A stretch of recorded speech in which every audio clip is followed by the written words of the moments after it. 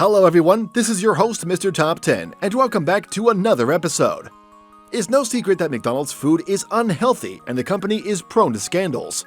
But it might surprise you just how unhealthy it really is, and how many scandals there truly are.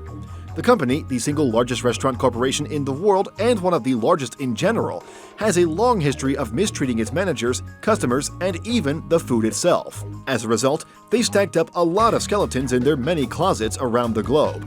Though every secret in this video is a matter of public record, it's surprising how few people are aware of them. For McDonald's, secrets are less about is the information out there, and more about can we make people forget about it with our new creepy hamburger.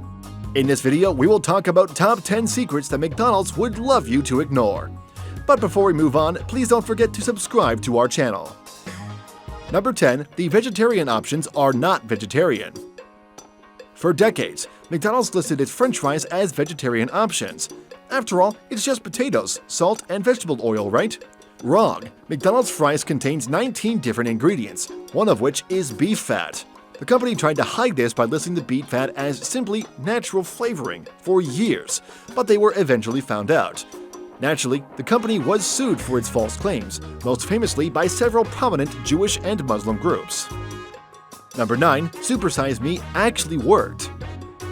In 2004, Morgan Spurlock released his documentary Super Size Me, in which he ate only McDonald's for an entire month to demonstrate the unhealthiness of its food. Fitting the film's name, Spurlock always supersized his meal if an employee offered. As expected, Spurlock's health was atrocious by the end of the month. Many viewers were left thinking, well, duh, and moved on. But the film did have a significant effect on McDonald's. The supersize option, which had existed for 12 years at that point, was removed from the McDonald's menu just 6 weeks after the film premiered. The company denied that the film had any impact on its decision, but the odds of that coincidence occurring on its own are minuscule. Number 8. The McAfrica. You might assume from the name that this was a racism controversy, but really, the McAfrica was just a story of terrible marketing and management. In 2002, McDonald's released the McAfrica, and every aspect of its release was flawed. For one, the burger, which was just beef, cheese, and tomatoes on pita bread, was marketed as an authentic African recipe, which makes you question if McDonald's knows the definition of the words authentic, African recipe, and pita. And the sandwich was released at the height of a severe famine in South Central Africa. So selling fattening food named after the area was a bad look.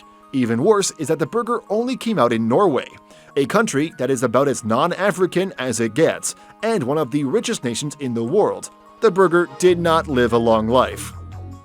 Number 7. They don't clean their machines. This is a weird one, because there are actually 2 secrets wrapped up in one here. The McDonald's ice cream machines are famous for always being out of service, and the company is constantly mocked for it. The truth is that often when an employee tells a customer that the machine is out of service, it's actually because the machine is in the middle of its nightly 4-hour self-cleaning process. That seems good because 4 hours of cleaning a day must make the machines exceptionally clean, right? Actually, the machines can be filthy. That self-cleaning process for the ice cream machines only cleans the main internal chambers, not any outside trays or nozzles. But it's not just the ice cream machines. At any given point, there is a decent chance that most of the machines in any McDonald's location are dirty. As many employees have confessed on assorted Reddit threads, Quora, and other anonymous locations, many of the machines are a pain to clean, and without much incentive to clean them, employees will just let them get dirtier and dirtier until they grow mold. Number 6. Just how often they sued. The answer? Constantly, and for every reason you can think of.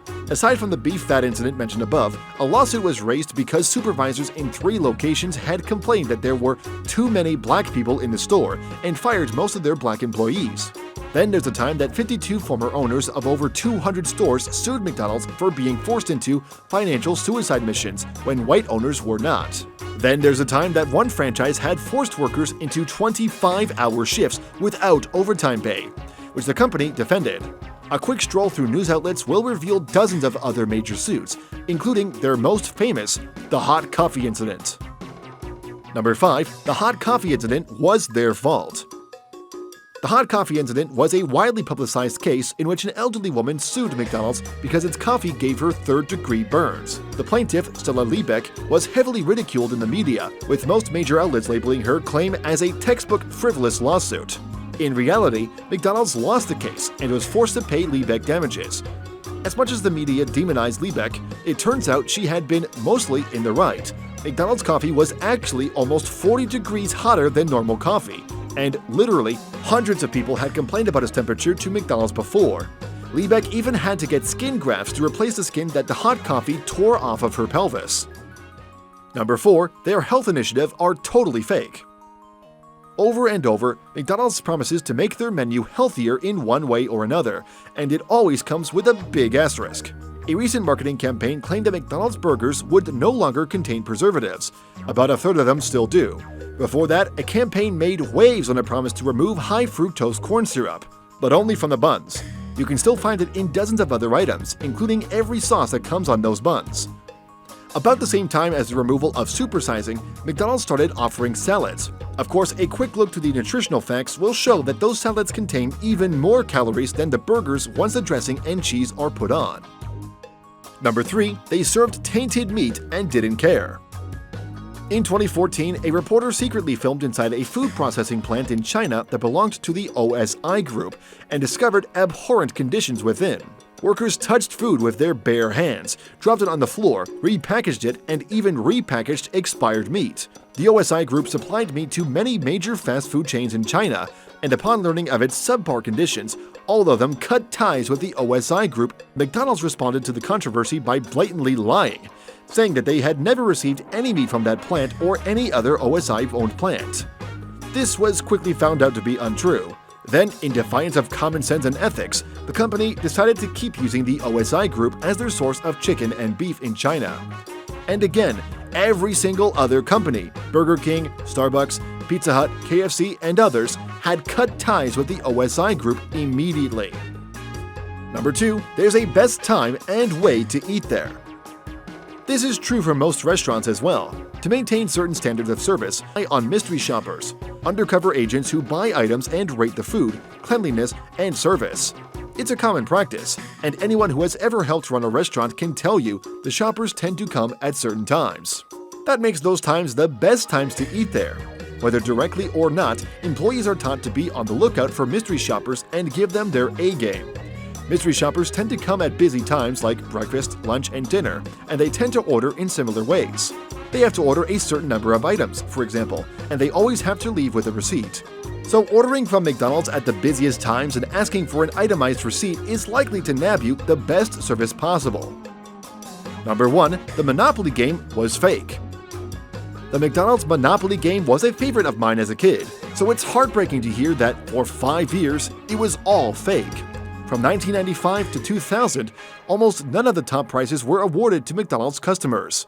The winning pieces simply weren't on public items. Instead, the most valuable pieces were all given to friends and family of a man named Jerome Jacobson.